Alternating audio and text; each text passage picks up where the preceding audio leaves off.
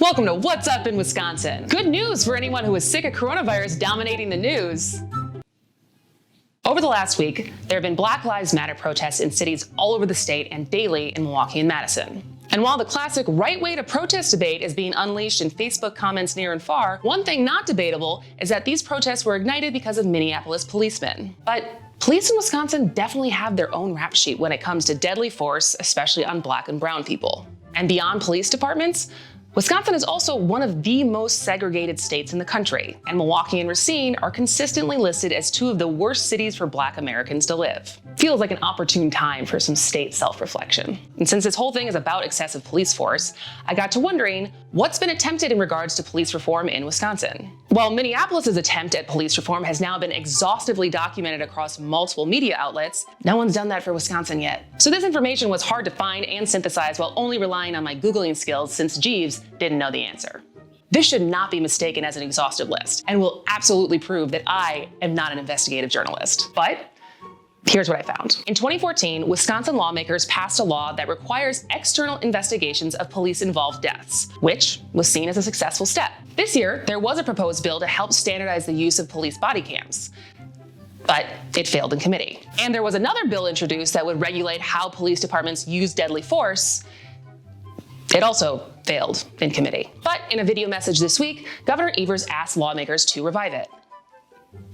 Considering that relationship, none of us should hold our breath. In 2016, the Milwaukee Police Department was under review of the Department of Justice. And one of the things that came out of that review was the Community Collaborative Committee, whose purpose is to build trust between the police and the community. And last fall, the CCC presented their community report to the City Council and the Fire and Police Commission. I couldn't find any information on whether any of their recommendations have been implemented. As far as legal attempts for reform, there's been plenty of civil lawsuits over police brutality in Milwaukee. Fun fact, from 2015 to 2017, $21 million of Milwaukee taxpayer money was spent on police misconduct settlements. This is on top of the fact that 47% of Milwaukee's budget is allocated to their police department. The only recent successful police reform lawsuit I found was from 2018, when Milwaukee settled with the ACLU and agreed to end their stop and frisk program. Moving on to Madison. In true Madison form, most of its reform efforts seem to be paying out the nose for multi-year studies and forming so many committees. There's the Madison Police Department Policy, Procedure, and Review Ad Hoc Committee. There's talk about creating a Madison Police Department Ad Hoc Recommendation Oversight Committee. And earlier this year, the city created the Body-worn Camera Feasibility Review Committee.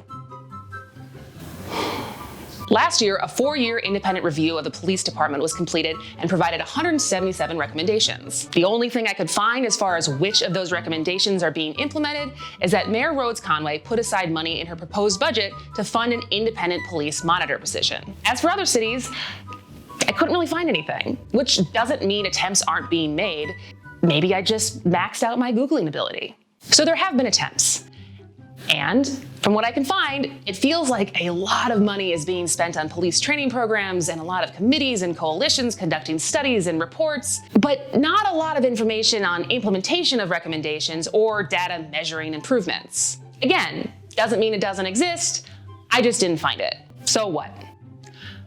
Well, if you found yourself suddenly really caring about this issue, you can call your mayor or police departments and ask what training programs are required and what their force policies are. You can find out how much of your city budget goes to the police force and ask yourself if you think that's an appropriate amount. You can also vote in your local and state elections, since those are the positions that can tailor any reform to your community's unique needs and population. Specifically, mayors, sheriffs, city council, and district attorneys. And at the state level, pay attention to the track record of lawmakers. What's their voting record on bills that criminalize more activities versus police accountability proposals? And finally, try listening to the people who interact with the police the most and what changes they're asking for. I can only speak for myself, but I haven't interacted with the police that much. I can count on one hand how many times I've dealt with the police, including the time I was rocking out to Hey Ya and didn't realize I was driving 90 on the freeway.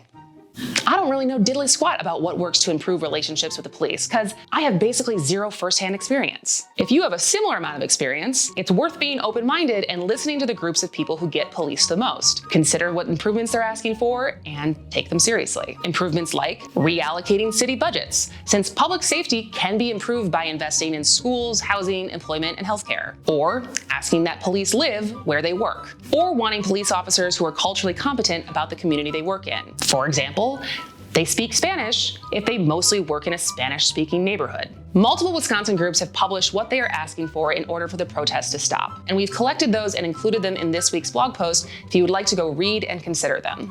If you care about this, for once you can do something about it. It's actually an example of where a community bottoms-up approach is more appropriate because what's best for Minocqua is different than what's best for Platteville and is different than what's best for Milwaukee. Which is great, because that means for once you don't have to wait for Congress or the state legislature to stop squabbling in order to make something happen.